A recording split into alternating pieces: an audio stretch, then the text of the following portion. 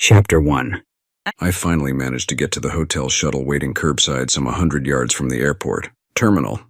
It was slow going for me, dragging my suitcase in one hand while using the other to steady myself against the occasional gust of wind. I had been discharged from the hospital in San Diego that morning after spending 3 months there, recovering from a severe car accident. My right leg was in rough shape from the multiple surgeries needed to repair it. When I had to have my knee replaced due to the extent of the damage, my other injuries had somewhat healed but still ached persistently. After climbing on board and placing my suitcase in the luggage rack, I noticed there was only one seat left empty at the back of the shuttle bus. As I made my way toward it, a young woman slid over to the window, freeing the aisle seat next to her for me. I must have winced noticeably as I lowered myself into the seat. She turned slightly toward me and asked, "Hurt badly?" I nodded, my thoughts turning inward. Yeah, I was hurt, physically and emotionally. The physical pain would subside over time, but I wasn't so sure about the emotional scars. My mind drifted back to when I was 6 years old, sitting in my first grade classroom. The principal came to the door and spoke quietly with my teacher, Miss Anderson. She walked over to my desk, knelt down, and with tears in her eyes told me to collect my things and follow the principal. As I stood to leave, she gave me a big hug and walked me to the door. At the principal's office, I was surprised to see my grandparents waiting for me. "Ricky," Omahoff said, pulling me onto her lap and holding me tightly. "You must be very brave. Opa and I have very bad news. Mommy and Daddy went to live with the angels this morning." That's how I found out my parents had been killed in a collision with a semi-truck driver who fell asleep at the wheel. I went to live with Oma Marie and Opa Carl. 10 years later, Opa Carl passed away, and it was just Oma Marie and me in that big old house on Maple Street, along the St. Johns River. She became my whole world, just as I was hers. She never missed a single event I participated in all those years. When she died 2 months ago at the age of 89, I was still recovering from the aftermath of a devastating car accident. It had left me with a fractured leg and several deep across my torso. Thank God for my seatbelt, or I wouldn't be here today. In my jacket pocket, I carried a letter from Reynolds, Mitchell, Robinson, and Scott, attorneys at law. The letter notified me that my grandmother's estate had been filed with the court and would clear probate shortly. It was signed by Jack Reynolds, my grandmother's longtime attorney. Attached to the formal letter was a handwritten note signed Uncle Jack, where he expressed his heartfelt sorrow for her passing. I also carried a second letter in my pocket. It was written on pale yellow stationery by my fiancée, Carol Anderson. The message was short and to the point. She was calling off the wedding and ending our engagement. She said she couldn't face the challenges of building a life with someone facing such an uncertain future. Besides, my recovery left little room for the life she envisioned for herself. 2 letters both carry immense emotional pain. "We're here," a voice next to me snapped me out of my thoughts. "I'm sorry," I replied. My mind was elsewhere. Standing up, I allowed her to exit the shuttle ahead of me. As we stepped off the bus, the driver informed us that he'd bring all the luggage into the hotel. At the check-in desk, I noticed the clerk nervously glancing between the waiting crowd and her computer screen. Finally, the young woman in front of me stepped forward and asked for a single room. "I'm sorry, miss, all I have available is a 2-bedroom suite for $500 a night," the clerk said apologetically. The young woman sighed. "I can't afford that. Are you sure there's nothing else?" "No, I'm sorry. With this storm, every hotel in the city is fully booked," the clerk replied. "Okay, may I stay in the lobby until I figure out what to do?" she asked, her voice heavy with resignation. "I'll take the suite," I announced. "Look, you don't know me, but I'm really an okay guy. If you can have the second bedroom. I promise you will be safe." "I guess I have no choice but to accept your offer." Holding out her hand, she introduced herself. "I'm Susan Olivia Riley. I'm trying to get home to Orange Park, just west of Jacksonville, Florida." "I know where Orange Park is," I said. "My name is Frederick Hoff, but everyone just calls me Rick. I'm going home to Jacksonville as well." After signing the registration paperwork and giving the clerk my American Express card, I received the key card and turned to her and said, "Come on, let's get our luggage and head." On up to the room. I'm beat and my leg hurts like hell.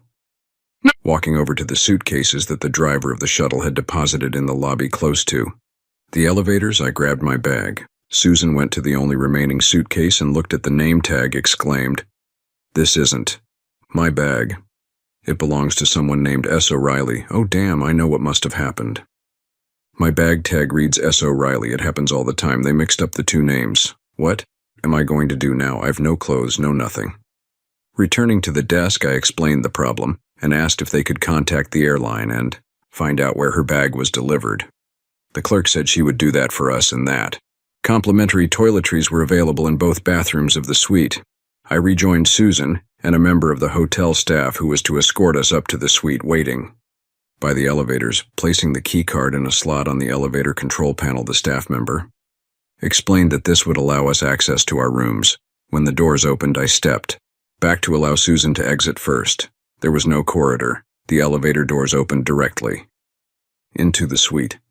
Chapter 2. As the elevator doors opened, Rick stepped back, allowing me to enter the suite first. It was magnificent. A gas fireplace surrounded by stone lined one wall. A soft leather love seat and 2 leather chairs were placed in front of it. Another wall was made up entirely in insulated glass and overlooked an outdoor terrace. Rick helped me remove my heavy winter coat, and I watched as he leaned his walking stick against the arm of a nearby chair and set aside his thick wool jacket. The first thing I noticed was the striking crest embroidered on the left side of his tailored blazer, framed by subtle gold piping.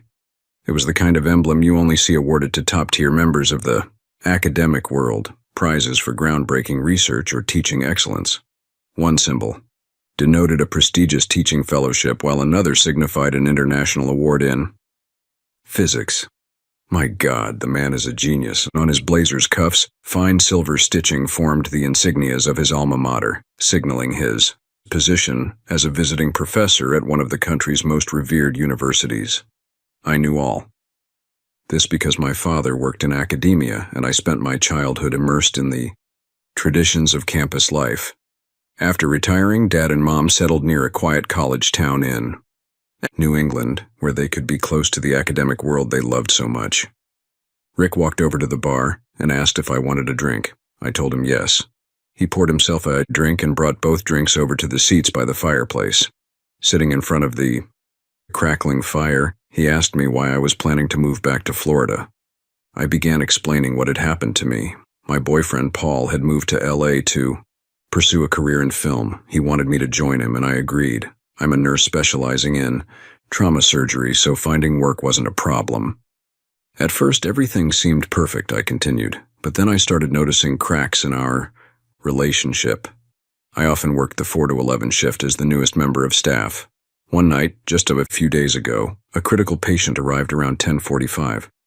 Unfortunately, the overnight nurse was running late, and I ended up assisting in surgery until well past 2 a.m. The following day, she came into work at 8 in the evening and told me to go home early. She would cover the remaining part of my shift since I had stayed so late the night before. I went home hoping to surprise my boyfriend. Long story short, when I walked into the apartment, I was the one who was surprised. He was in the living room, intimately engaged with a blonde woman. Stepping around them, I went into the bedroom, packed a bag, and left. The following day, after he left to meet with his agent, I went back and removed the rest of my belongings and had them shipped home. I went to the hospital, gave my notice, and used my accrued vacation days left to go back home. And so here I am, I concluded. What about you? I asked. He explained to me that while he was in the hospital recovering from injuries sustained in a severe car accident, he received word of his grandmother's death. He shared stories of his childhood and how deeply she influenced his life. As he spoke, his eyes welled up with tears. Without thinking, I moved closer, sat beside him, and hugged him. He leaned into me and quietly cried for a few moments. When he regained his composure, he continued, explaining that not long after, he received a letter from his fiancée ending their engagement. At first, I was devastated, he admitted. But then I realized she never truly cared for me. Everything was always about her and her happiness. Yesterday, he added, was his first day out of the hospital after months of rehabilitation. On top of it all, He had to withdraw from his doctoral program due to his injuries, which made continuing his research impossible. "What will you do now?" I asked softly. Well, the university's insurance settled a substantial claim for the accident, which was handled by my family's lawyer. Between that and some savings from my fellowship, I should be able to get by until I figure out my next steps, he replied. Finishing my tea, I stood and said, "I think I'll take a bath and wash out my clothes for tomorrow. I just wish I had something comfortable to sleep in tonight." After a moment, he got up, disappeared into his room, and returned with a long-sleeved university t-shirt and a pair of cozy socks. "Here," he said, hesitating slightly. "This should work. Just roll the sleeves up. It should be long enough to cover, well, everything."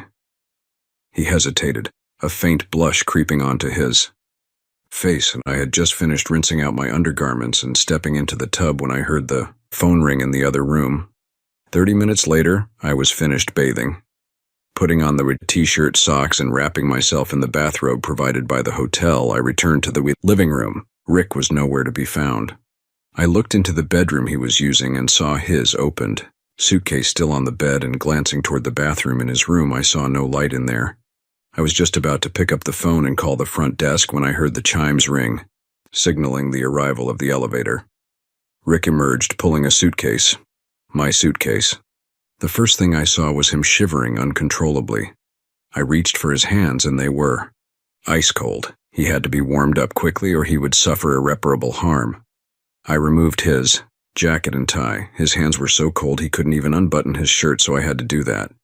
Also, walking him over to the hot tub, I removed his shoes, socks, and started to remove his pants. He mumbled something that I couldn't understand, but I reminded him that I was a nurse and he didn't have anything I hadn't seen before. Once he got into the hot tub, I bumped the temperature up as high as it would go. I hung his clothes up after removing his wallet, key, ring, and 2 letters, placing them on the night table next to his bed. His cell phone I brought out to the living room and placed it on a table. After several minutes, his body temperature began to rise and he was able to speak. "What happened?" I asked. I sat on the side of the hot tube with my feet in the warm water, as he began to tell me what had transpired over the past 45 minutes. "Shortly after you started your bath, the front desk called and told me they had located your bag.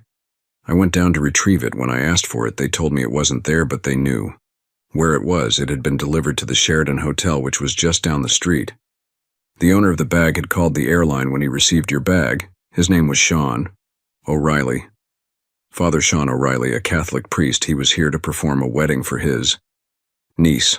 All of his robes and vestments were in that suitcase, and he was quite concerned about it. So I thought, I'll just walk over and exchange the suitcases. The hotel was less than 150 yards away. What I didn't count on was how cold it was outside. Anyway, I went and exchanged the bags and met with the father. He is 74 years old, and he thanked me profusely for bringing it to him. Walking back here was brutal. The temperature had dropped to -20 degrees, and with the snow blowing in my face, it was slow going. I slipped once or twice on the icy sidewalks. Fortunately, I didn't fall. "Why?" I asked. "Why did you go in the first place to retrieve my suitcase?" With that, he launched into a long, rambling explanation of his reasons. I had to stop him from continuing. "Really, why did you go?" Grinning at me, he confessed, "I know women don't want to be seen wearing the same outfit 2 days in a row, so..." Splashing water in his face, I got up saying, "Get out of the tub." I took the liberty of ordering dinner from room service, and it should be arriving shortly. Hope you like what I chose, I said, throwing him a robe to put on. 10 minutes later, we were sitting across from each other enjoying an excellent meal. Midway through it, he sat back in his seat and chuckled. "What's so funny?" I asked. "Oh," he replied, "I was just thinking that just a few short hours ago we didn't even know each other. Now here we are sitting next to each other, dressed in nothing more than bathrobes, having a late supper just like an old married couple." I sighed and muttered under my breath, "Don't I wish it were so." "What did you say? I couldn't quite hear you." Before I could reply, his cell phone began to ring. I reached over to the end table it was sitting on and handed it to him. He answered and began talking to someone he called Uncle Jack, explaining to him all about the flight delay and having to spend the next few days holed up, waiting for the storm to pass. Listening to the other person talk for some minutes, he answered, "Yep, I know it will take at least that long to clear up the backlog, so go ahead and make the arrangements, but for it too." "Great, I'll be expecting his call. Have him call me here at the Hilton Airport Hotel. We're in Suite A." "Yeah, I did say two, and I did say we." "Thanks, Uncle Jack. Give Aunt Beth a kiss and a hug for me. See you in a couple of days. Bye." Ending the call, he looked at me and said, "Let me tell you about Uncle Jack. He's not really my uncle. When my mother and father were killed, my grandfather sought out an attorney to find out if there was any legal action he could take against the driver and the trucking company. Uncle Jack, Jack Reynolds, was fresh out of law school and agreed to look into the matter on a contingency basis. He would only be paid if he sued and won the case. He impressed my grandfather with his tenacity and thoroughness. He managed to win a substantial amount of money for me. When it came time to settle on his fees, he told Dad he was only charging 10% of the award, and not the customary 30 to 40% most attorneys did. My granddad and Jack became quite good friends despite the difference in age. When my grandmother found out that Jack wasn't married, she introduced him to the daughter of one of her friends. They hit it off really well. So good that 8 months later they were married. Now, he and his wife, Beth, were included in all of our family activities, and they were unable to have any children of their own, so I became the child in their lives. Mr. Reynolds became uncle. Jack and Mrs. Reynolds became Aunt Beth. "Anyway, let me tell you about this call I just had with him," he continued. "Uncle Jack reminded me that when this storm passes, it will be several days, if not longer, before flights resume to anywhere near normal. That means I could be here as long as 10 days. So he is arranging alternate transportation for me. You heard me tell him to make the arrangements for the two of us." "Why would you do that for me?" I asked. With a kind of goofy look on his face, he replied, "I didn't want to see you lose your suitcase again." "Oh, come on, be serious with me," I responded by slapping him gently on his arm. With a straight face, Rick replied, "Well, I wanted to make sure I got my t-shirt and socks back." "Really, you're not going to tell me, are you?" Okay, I'll tell you." Grasping both her hands, he continued, "Because I... Just then the hotel phone rang again. "I better answer that," he said, dropping my hands. The call was from Uncle Jack's contact at the airport. He explained that the storm was expected to blow itself out by late tomorrow afternoon. The plan was for him to arrange for us to be picked up early the day after. He would be sure to have an early departure time with flight operations. If everything went according to plan, we should arrive in Jacksonville by late afternoon that day. After telling all this to me, he just blurted out, "Because I won't abandon you here. I care about you. I'd like to make you a part of my..." He didn't finish his thought when I launched myself at him with such force that he lost his balance and fell back onto the sofa with me on top of him. "I am so sorry. I must have tripped on the carpet or something. Are you all right?" "I didn't hurt you, did I?" I asked, quickly scampering from his lap to sit next to him. We spent the rest of the evening talking. Actually, it was mostly me. I told him about my family. He sat and really listened to me, only interrupting to ask about something I said, before encouraging me to continue. Finally, about 2 in the morning, we each went to bed, each in our own room. Chapter 3. The following morning when I woke up, I saw that it was still snowing, but not as hard. After showering and shaving, I dressed in some sweats and walked into the little kitchen. As I made some coffee, I thought about what Susan had told me the night before. One thing stuck out in my mind. She hardly ever mentioned I or me in her conservation. She was totally different from Carol, who always talked about herself as if there was no one else in the world as important. That was just one of the things that impressed me about her. About 30 minutes later, I heard stirring from her room, so I called room service and ordered breakfast for 2. Just as it arrived, she emerged from her room. "Oh, how thoughtful. I'm starving," she said. After we finished eating, she continued where she had left off the night before. She told me about going to nursing school at UF. She really wanted to be a doctor but couldn't afford to pay for the additional schooling. Then she told me about her boyfriend, Paul Morgan. He had gone to LA to try to break into the film industry as an actor. He asked her to come with him. At the time, she thought she was in love with him and agreed. After several weeks, he began to change, staying out late, coming back to the apartment, after drinking with his friends. Then he stopped looking for work altogether and relied on her salary from the hospital where she had secured a position as a trauma nurse. Then when she found him with another woman, she knew it was time to sever the relationship. When she went to the bank the following morning, she found out he had emptied her savings and checking account and had almost maxed out her credit card. She just had enough left on her Visa card to buy a ticket back to Florida. When I heard this, I was furious. It was then I decided to make things very, very uncomfortable for this guy. Excusing myself for a few minutes, I went into my bedroom and made 2 calls on my cell phone. When I returned, Susan again thanked me for everything I had done for her. With only $20 in my purse, I was desperate. She said, "And then I met you, my knight in shining armor. You allowed me to stay in your hotel suite. You fed me, and most importantly, you listened to me. I will repay you as soon as I find a job when I get home. Believe me, please." We spent the rest of the day talking, using the hot tub and relaxing. At dinner time, we went downstairs to the hotel's dining room for an excellent meal, and afterward spent some time in the lounge and shared a few dances. About 11, we went back to the suite and went to our separate rooms. Chapter 4. The next morning, our transportation to the airport was right on time. The main roads had been cleared, but a lot of snow still remained on the side streets. The airfield was back up and functioning, and as promised, our flight on the private business jet left around 10 a.m. When we arrived in Jacksonville later that afternoon, we were met by my Uncle Jack and another man he introduced as Mike. They brought me a rental car, and Mike would be driving Uncle Jack back to the office in his car. Uncle Jack took me aside and told me that the situation I called about the previous day had been resolved.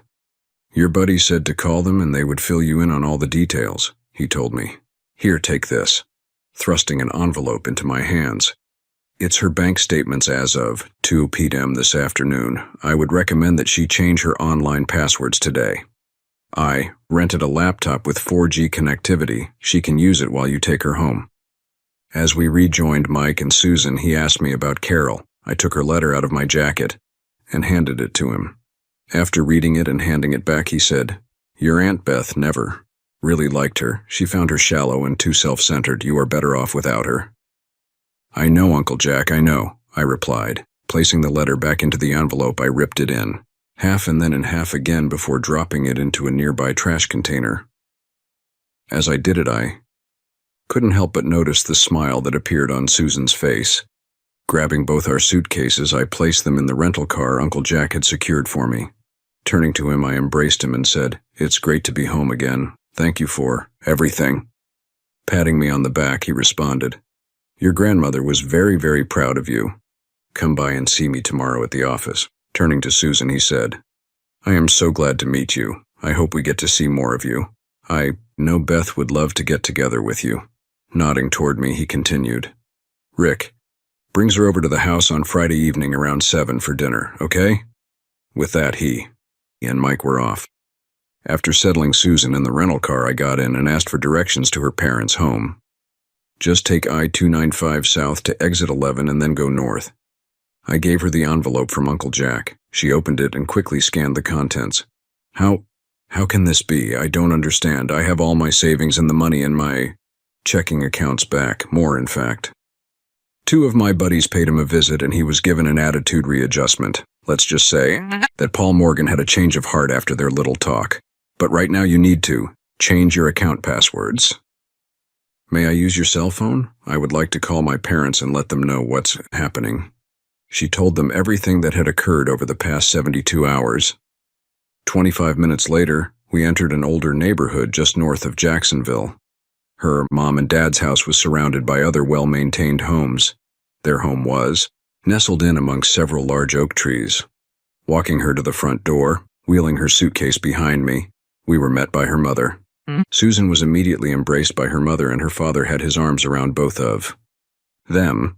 For several moments no one spoke, there were just tears Finally, Susan was able to break their embrace, and turning toward me, she said, "Mom, Dad, this is Rick, my knight.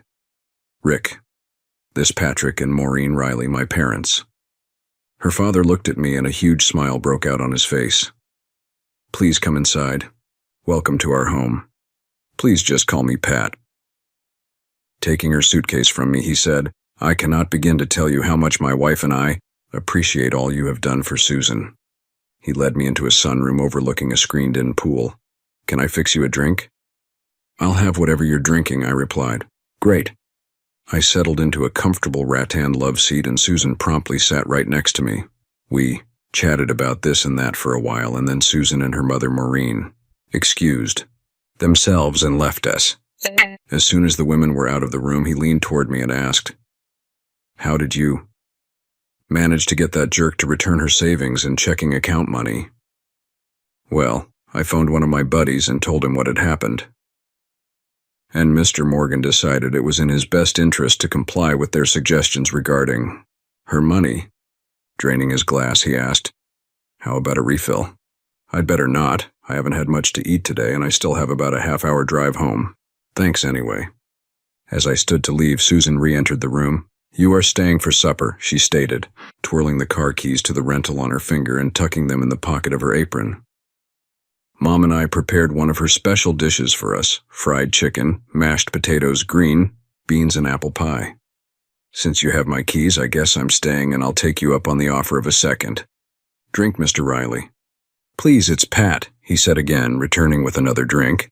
20 minutes later, we sat down to one of the best fried chicken meals that I could remember. Later that evening, after saying goodbye and expressing my thanks for a truly great meal, Susan walked me out to my car.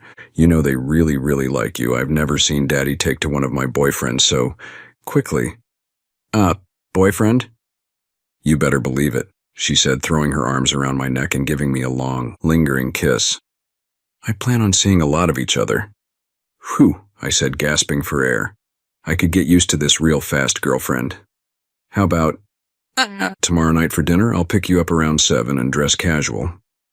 "I'll be ready," she answered, kissing me again. I drove to my grandmother's house, a large 2-story home with wrapped porches on both levels. Located on 4 acres of land that abutted the St. Johns River, the house needed renovation and upgrading. Unlocking the front door, I stepped into what had been the place where I had spent some of the happiest years of my life. It was then that I knew what I wanted to do. The following morning, I had several errands to run. Driving to my Uncle Jack's office, I stepped up to the receptionist's desk, told her my name, and asked to see Mr. Jack Reynolds. "Do you have an appointment?" she asked. "Without an appointment, I'm afraid it will be impossible to see him." Just then my Aunt Beth walked up to me, throwing her arms around me and hugging me tightly for several moments, telling how sorry and devastated she was with the death of my grandmother, her longtime friend. Turning to the receptionist, she said sweetly, "Sally, this is Marie Hoff's grandson, and he never needs an appointment to see Mr. Reynolds. Please call Jack's secretary and tell her we're here." 2 minutes later, we found ourselves in Uncle Jack's office. He quickly brought me up to speed on what was happening. The will had been filed, and he expected it to clear probate in a matter of a week or 2. "You are the sole heir to your grandmother's estate, and just as soon as we clear any and all claims against the estate, I see no reason why you cannot legally take control of her bequest. As you know, Beth, your Aunt Beth, was your grandmother's financial advisor, and she will be able to give you a ballpark estimate of Marie's holdings." Aunt Beth opened her briefcase and withdrew several documents. Glancing at them, she said, "To me, right now, and I haven't finished tabulating all of your grandmother's holdings, I would estimate that her liquid assets to be in the neighborhood of $150 to $160 million. The house, land, and other tangible properties add approximately another 20 to 30 million to that figure." Sitting back in my chair, I took a large breath and exhaled slowly. "Can you repeat those numbers, please?" Aunt Beth replied. 150 upward to $160 million, plus the real estate and other tangible properties. I may have been her financial advisor, but I must tell you Marie was a wizard when it came to investments. Everything she touched turned to gold. For example, she bought Apple at $25 a share and sold it at over $1,500 a share. She invested wisely in real estate and made a killing, selling out just before the bust. She was a truly amazing woman. I learned a lot from her. I sat in my chair trying to come to grips with what I had just been told. Why didn't she spend some of this money on herself? I mean, we were comfortable. I never wanted for anything. Well, I was growing up, but she did it all for you, Rick, Uncle Jack replied. Taking all this in, all I could do was sit there and try not to cry. Grandma, Oma Marie, meant everything to me. Now that she was gone, I realized just how much I meant to her. I resolved that I would do everything in my power to keep her memory alive. Now, this girl you met, Susan, have you told her anything about this? No, she thinks I'm living off the remainder of my fellowship savings and mustering out pay. I don't think she is anything like Carol. Well, sooner or later you are going to have to tell her, Aunt Beth said. I would recommend sooner rather than later. I know, I replied. I just don't know when. Returning the rental car was the second on my to-do list. I then walked across the street to the Ford dealer and looked at their offerings. The Mustang GT was a sweet-looking ride, and I was sorely tempted. Then I saw a F-150 XLT Super Crew cab. It would be the practical choice for the plans I had in mind. 90 minutes later, I drove away from the dealership in the F-150. On the drive back home, I began to make a mental list of what I wanted to do with the house. Upgraded electrical service with solar electrical capability, new energy-efficient air, conditioning and heat, new plumbing fixtures, complete new kitchen, additional insulation in. The attic and walls restore all the wood floors throughout, and the list went on and on. I would put the degree in building construction I earned in college to good use. I planned on subcontracting out the work I couldn't perform. When I arrived home, I sat down at my computer and committed all my ideas and plans to writing. Around 4 o'clock, I started getting ready for my date that night with my new girlfriend. Leaving a little after 6 in my new truck, I drove to Pat and Maureen's home to pick up Susan. With the afternoon traffic, it took me almost 50 minutes to make the trip. When I rang the doorbell, it was 6:55. Pat welcomed me at the door and explained that Susan would be ready in just a few moments. Where are you heading, if you don't mind me asking? He said. I thought we would go to Joe's Crab Shack. It's on the ocean at the end of Beach Boulevard, I answered. I know it well. Reen and I both like eating there. It's not fancy, but the food is good, and you can actually hear yourself talk without having to yell. I would offer you a drink, but it looks like Susan is ready to go. We ate dinner together, sharing a large order of crabs and 2 whole lobsters.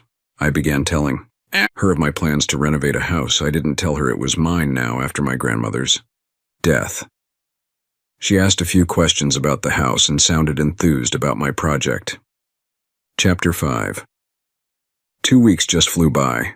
The house now had a new metal roof, and I had all the windows replaced with high-efficiency ones. Right now there was a crew doing lead paint abatement to the interior.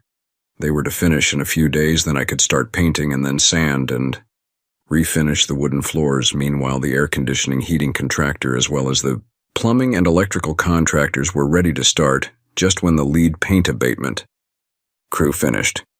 Susan had found a new position at Shands Medical Center in Jacksonville as a trauma nurse working in the emergency room. She was on the 11 p.m. to 7 a.m. shift and had to work weekends with Wednesdays and Thursdays off. I made the adjustment and managed to find the time to be with her those evenings. Somehow she wasn't the same person she had been just a few short weeks ago, but I chalked it up to the crazy hours she was working. When my grandmother's will cleared probate, I was called to come to Uncle Jack's office to finalize the terms of her request. So on Friday morning, I went over to his office to sign the necessary documents.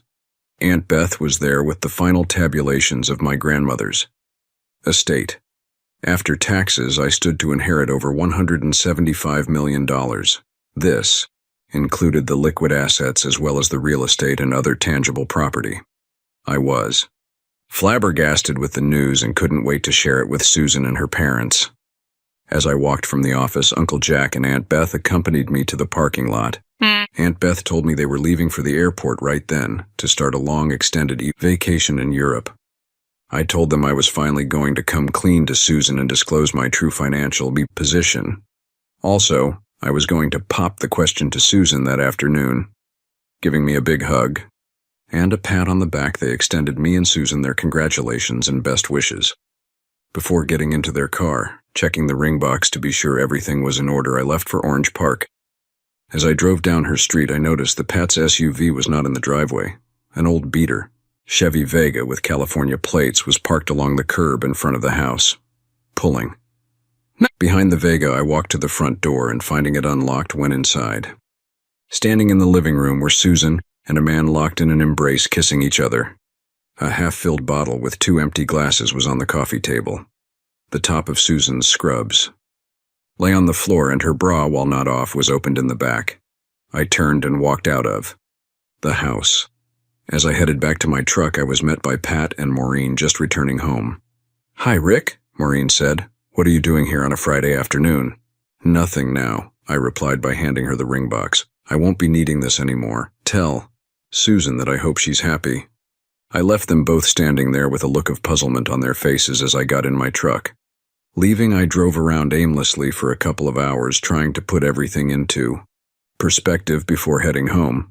My cell phone rang once, and seeing it display Riley's home phone number, I turned it off. As I drove over the St. Johns River, I lowered the passenger side window and threw it out. It hit the top of the guardrail before continuing its journey into the water. For the next 3 months, I threw all my energy into completing my grandmother's house. My house now. The days were fairly easy to get through without thinking about Susan.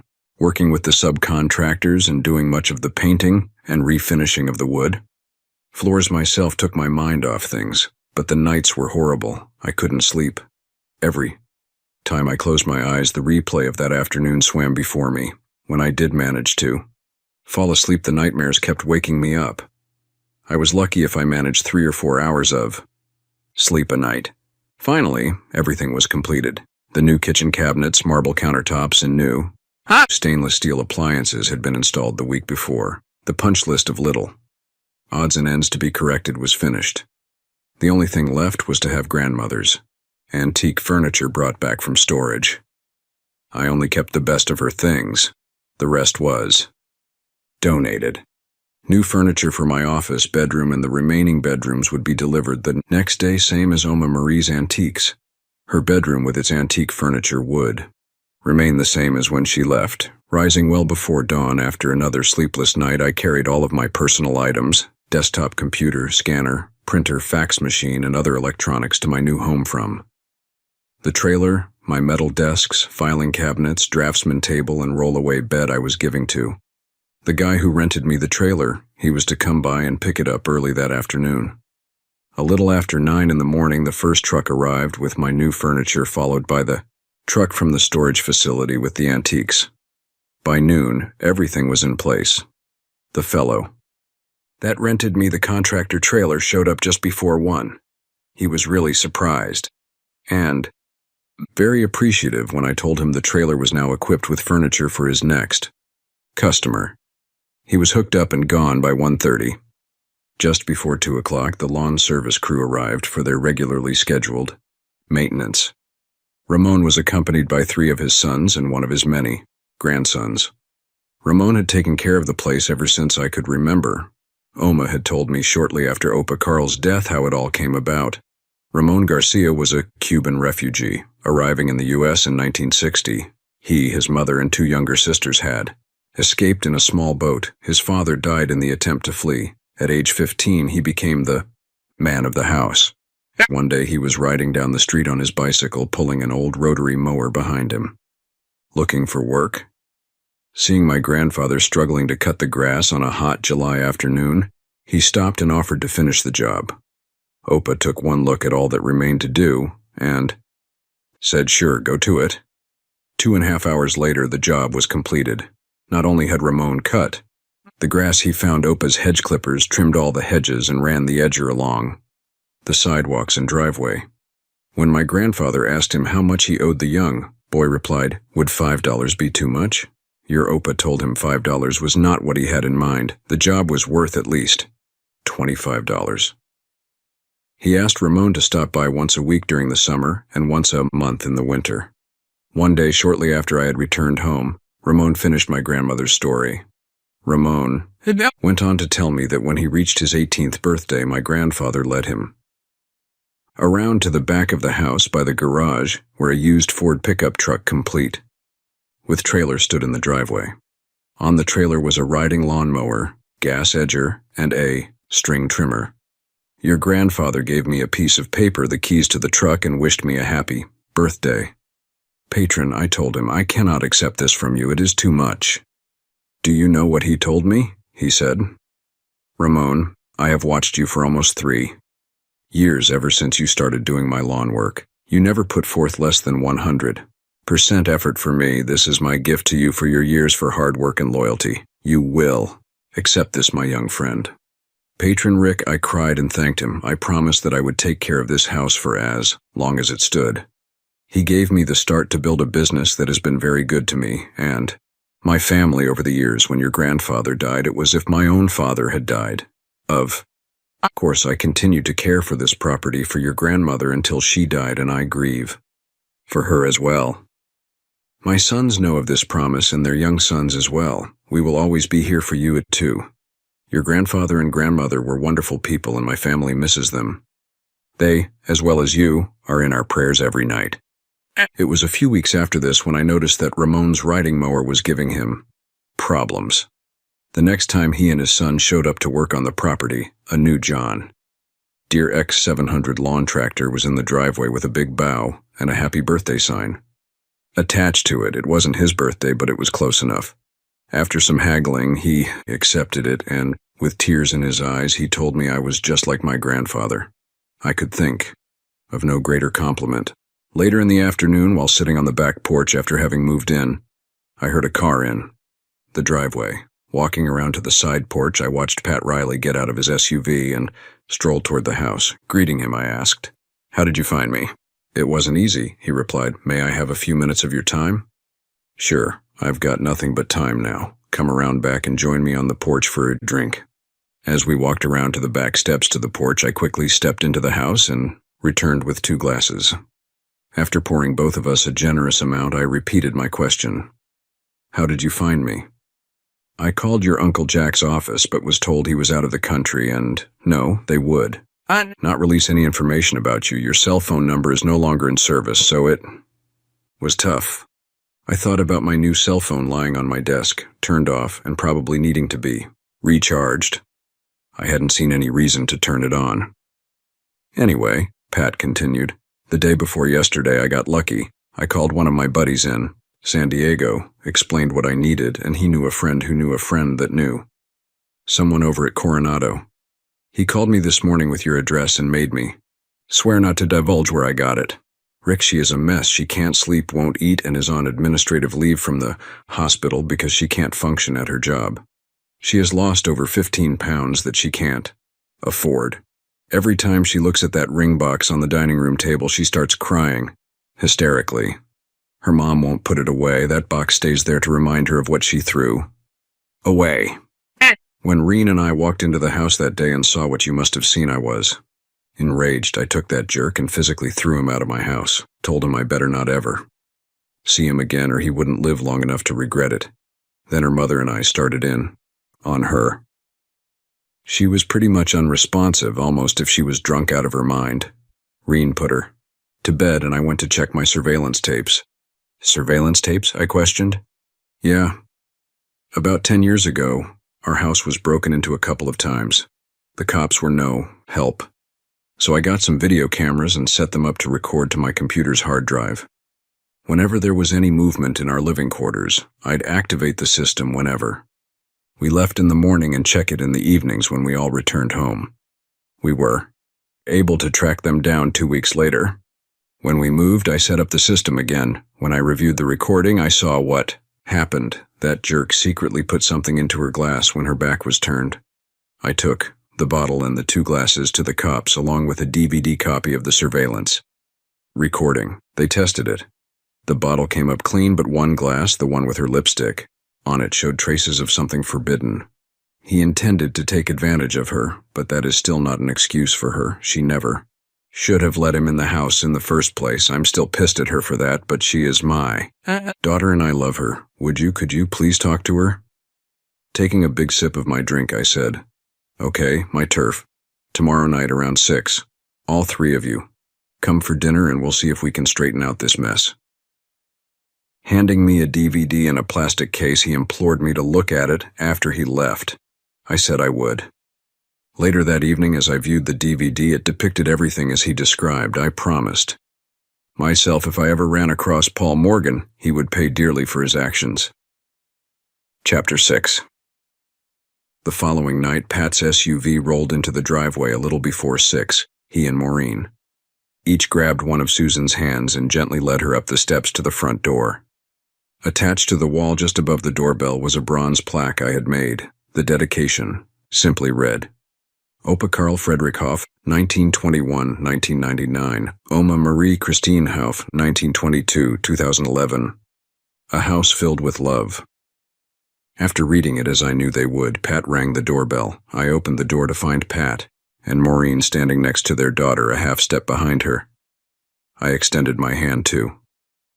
Susan, and welcomed her to my home. She looked so forlorn and vulnerable I immediately swept her up into my arms.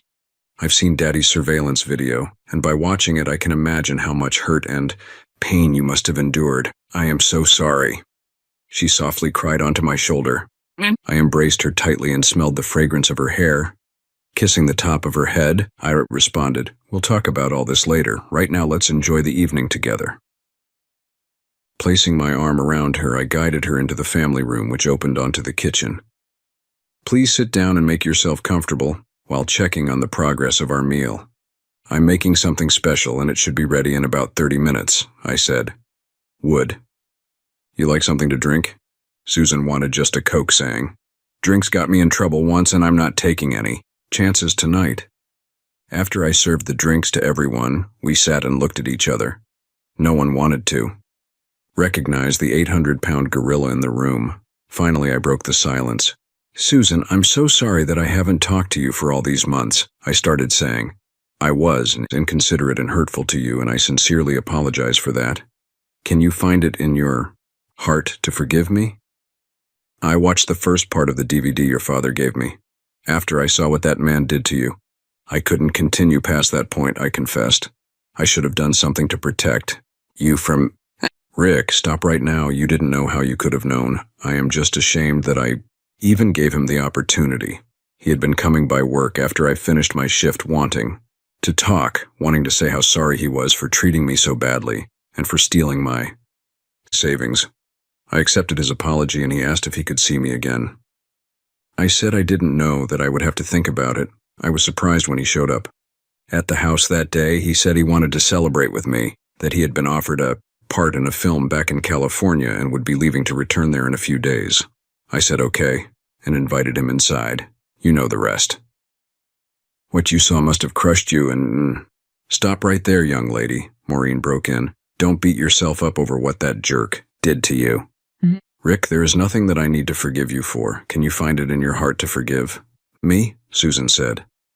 I got up from my seat and went over to the entertainment cabinet and retrieved the DVD in its plastic case. Walking back, I sat next to her on the sofa and handed her the case. Susan, what happened is in the past. Our future is ahead of us, I said, handing her the case. She looked at the case and opened it. I had broken the DVD disc in half before replacing it, back inside the protective case. With a small sob, she broke the 2 pieces in half again, and then wrapped her arms around me. I saw tears in both Pat and Maureen's eyes, and I knew they were flowing freely from my eyes as well. We all sat there for several minutes, not saying a word. Just then, the timer I had set alerted me that dinner was ready.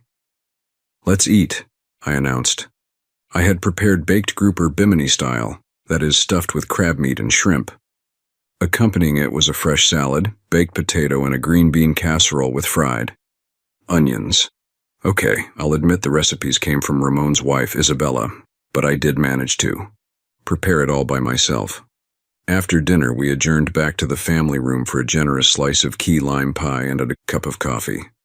Now I have a confession to make. Well, not really a confession, but I want to share with you some news. As you know, my grandmother passed away some months ago, I said, and I inherited her estate. Along with this house, she left me some money that I used to perform the renovations. I was not entirely sure that I wanted to share the true amount of my inheritance right at that moment. Everyone congratulated me on my good fortune, and we continued speaking about the renovation of the house, showing them what I had done in each of the other rooms took the better part of the rest of the evening. As they readied themselves to leave, I asked Susan if she would go out with me on her next evening off. Any night you want to take me out will be fine. I will go on the day shift tomorrow, she answered. So we started dating again. At first it was only 1 or 2 times a week. Soon we were seeing each other almost every night after she got off work. Sometimes I would pick her up from the hospital. Other times she would take the bus or a girlfriend dropped her off at home. Dinner, movies, concerts, sporting events, we did them all. Several times we went to clubs that featured live bands. I could only dance the slow dances. Fast dances put a strain on my knee that caused it to swell and become very painful. So we sat those out. On more than one occasion, some guy would come over and ask to dance. She always turned them down nicely. If they persisted, she could and did become very blunt, asking them, "What part about no do you not understand?" One Friday evening, we went to the Irish pub on Jacksonville Beach. We had a small table, and were enjoying the evening talking with each other. I had to use the men's room and excuse myself. Returning, I ran into a couple of old friends that I knew from college sitting at the bar with their wives. I told them I had someone I wanted them to meet and would like to join us at our table. As we made our way through the crowd, I saw a man sitting in my seat, talking with Susan. She did not have a happy look on her face and must have said something to him. He abruptly stood up, knocking the chair over, and grabbed Susan with one hand and drew back his other as if to hit her. I reached him just before he was able to strike her and grabbed his arm, spinning him around. It was Paul Morgan. As he spun around, he released Susan and took a wild swing at me, striking me a glancing blow to my upper arm. I'd like to say that I held my own for a while, but the reality is that it was over almost as soon as it began. I landed 2 decisive blows and he fell unconscious. By the time the bouncer got to us, it was all over, and the cops were right behind him. My friends, as well as the couple sitting at an adjoining table, told the cops what Morgan was doing to Susan and that he swung at me first. With that, they handcuffed him just as the EMTs arrived. He would receive further treatment once they got him to jail. After taking statements from everyone who witnessed the altercation, we were released and allowed to leave. It took me a while to settle Susan down, as she was quite upset with what had transpired. Finally, we did manage to have a friendly chat with my friends as they told her some of the crazy things we did while in school together. Susan was able, after a while, to join in the conservation, but she never let go of my arm for the rest of the evening. A couple of weeks later, in early August, I went to a jewelry store and bought another ring.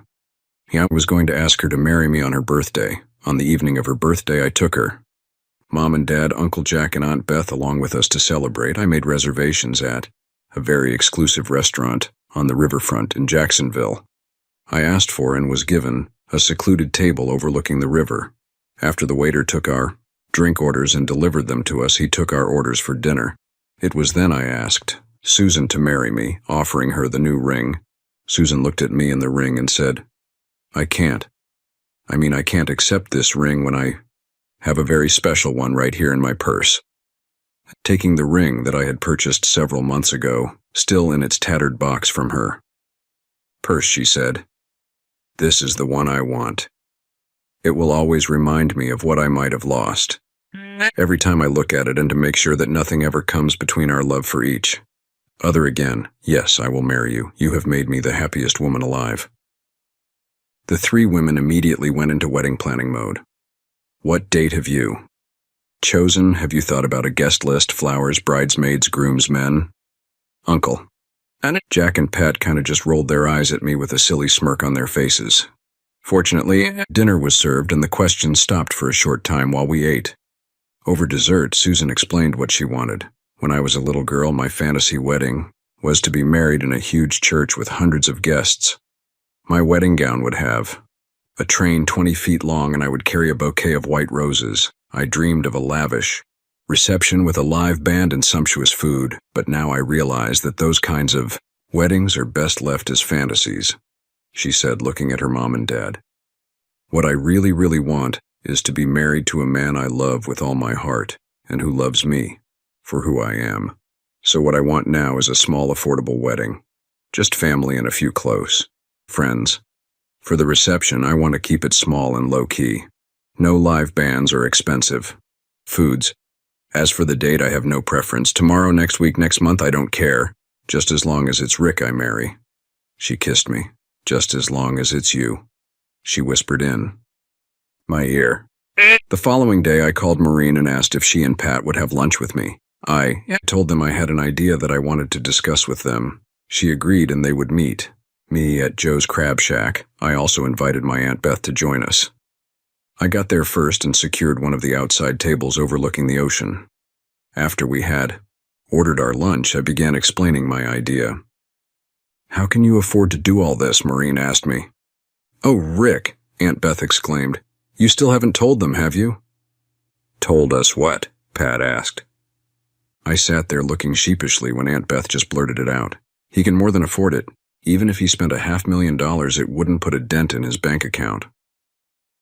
They were amazed when I finally came clean with them and told them how much I really inherited from my grandmother. I did ask that they not share this information with Susan. Aunt Beth interrupted me once more. Actually, Rick, you need to add another $2.2 million to that figure. Return on investments and interest, you know. It adds up rather quickly. Pat, I continued, I don't mean to usurp your role as the father of the bride in paying for Susan's wedding. If I offend you, I sincerely apologize. I really would like to give Susan her fairy tale wedding. Pat sat back in his seat for a moment before speaking. No, I'm not offended. I really like your idea, but we wouldn't feel right with you footing the entire cost for what you propose. Okay, I replied. Why don't you pay for Susan's wedding dress and the flowers? Deal, he responded. Great, Aunt Beth has agreed to help Maureen with all the details. Taking 2 debit cards. From my shirt pocket, I passed one to each of the ladies. Take these to pay for all the expenses. There is $100,000 on each of them. If you need more, don't hesitate to tell me. Get the very best. Susan deserves to have the wedding of her dreams. 3 days later, Maureen and Pat called me to say that Susan had found the perfect wedding dress at one of the bridal shops down by the mall. They gave me the name of the shop when I asked. Later that afternoon, I called and spoke with the manager. I introduced myself and told her my idea, asking if it were possible. She said it was and thought it was a very romantic idea. She promised to keep it a secret from Susan. Over the next 2 months, Maureen and Aunt Beth worked tirelessly in pulling together all the details to make the wedding and reception a success. They asked once for some help in finding someone who could provide the tent shelters along with tables and chairs for the back lawn where we planned to have the reception. I immediately thought of Ramon. I called him and he agreed to meet with us at my house. After explaining what we had in mind, he told us not to worry. He had a cousin who specialized in setting up events such as ours, and he would take care of everything. Chapter 7. Finally, the day of my wedding was here. Mom and Dad had arranged everything but wanted to keep some of the details a secret to surprise me. Last night's rehearsal dinner went splendidly. The wedding party, my parents, Uncle Jack, Aunt Beth, and all the out-of-town guests had a wonderful dinner at a great little place. That morning, my mom and I got our hair done, a manicure and makeup professionally applied before heading to the church. My wedding dress was to be delivered there. When we arrived at the church, my dress wasn't there. I began to panic as Mom called the dress shop. Not to worry, she told me after ending the call. It's on the way. Their van had a flat tire and was delayed until someone came to fix it. Let's go next door to the coffee shop and wait. When we returned, the dress was there with a note of apology for its late arrival. By then, the white guests had begun arriving and we had to scramble to get me dressed. As Mom removed the dress from the garment bag, I took one look at it and exclaimed, "That's not my dress." I was almost in tears. "That's not my dress. Look, it has a long train." "Well, dear, Mom answered, "It's too late to get yours here. At least try it on and see how it fits." And I did try it on, and it fit perfectly, absolutely perfectly. Looking at myself in the dressing room mirror, I saw myself in the dress of my dreams that I had as a child. Just then there was a knock on the door, and my father came in to tell us the ceremony was about to begin, and Mom had to go out to be seated by one of the ushers. He took one look at me, and a huge smile broke out on his face. "You look stunning, just stunning, Susan," he said with a catch in his voice. "Are you ready? Let's get this show on the road," grabbing my hand and leading me from the dressing room. As the strains of Felix Mendelssohn's Wedding March filled the church, I grasped Dad's arm and began my entrance. When I looked up, I saw the church was filled to overflowing with everyone standing and watching me. I couldn't even see Rick waiting at the altar. I finally was able to see him about halfway up the aisle. I saw my mother standing in the front pew, and Uncle Jack and Aunt Beth in the place of honor on the groom's side of the church. When asked by the priest, "Who gives this woman to be joined in holy matrimony?" Dad answered, "Her mother and I proudly do so." Placing my hand into Rick's, he took his place beside my mother. After that, everything was kind of a blur. I remember repeating my vows and hearing Rick say his and him, placing my wedding ring on my finger. I do definitely remember the kiss we exchanged before heading back down the church aisle together. As we exited the church, we passed under an arch of crossed swords held by other uniformed naval officers. It was my fairy tale wedding come true. After everyone had left the church and headed for the reception, we went back inside for photographs.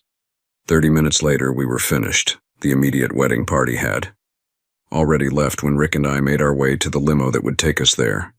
There being a surprise, as I didn't know where it was being held. One more secret withheld from me by Mom and Dad. When we arrived at Rick's house, I was amazed and then dismayed to see the size of the event. "How can my folks afford a reception this large? They will bankrupt themselves," I said to Rick, almost crying. Rick looked at me and said to come with him inside the house. He wanted to show me something. Walking me into his home office, he booted up his desktop computer. When he found the file he was seeking, he sat me down in front of the monitor. On the screen was a series of accounts only identified by initials. "Double-click on the one labeled HH, he told me. I did, and a bank statement showing both savings and checking accounts appeared. "Tell me, to whom do these accounts belong?" he asked me. I looked and then looked again. They were joint accounts with his and my names listed. I couldn't believe what I was seeing. The savings account showed a balance of over $180 million. The checking account had over $10 million. "Now look at the expenditures in the checking account," he instructed. I saw expenditures for catering, orchestra, tents, staff, and the list went on and on. Then I asked him what the other accounts were. He said they were accounts with businesses in which he, now us, had an ownership stake. "For example," he said, "look at this one." He clicked on the one labeled G&H 20%. It came up as Garcia and Hoff Construction. "What does the 20% mean?" He answered me saying that it meant he, now we, had a 20% ownership in the company. I scrolled down the list of other accounts and clicked on R&H 5%. I was shocked to see it was called Riley and Hoff Video Surveillance. "I set your dad up with some friends of mine that needed state-of-the-art video surveillance. I had told them about how your dad set it up in his own home. They got in contact with him and decided to have him design a system for them. He explained it to me. Your dad needed startup capital, and I gave it to him to get his new business up and running. He wanted to make me an equal partner, and I refused. We got into a heated discussion, and he finally twisted my arm and got me to agree to taking a 5% share. In return, he had to allow me to pay for the reception and a few other incidentals.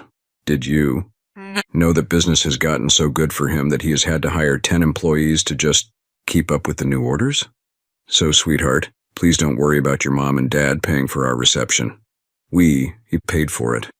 Now let's go out there and enjoy ourselves with our guests."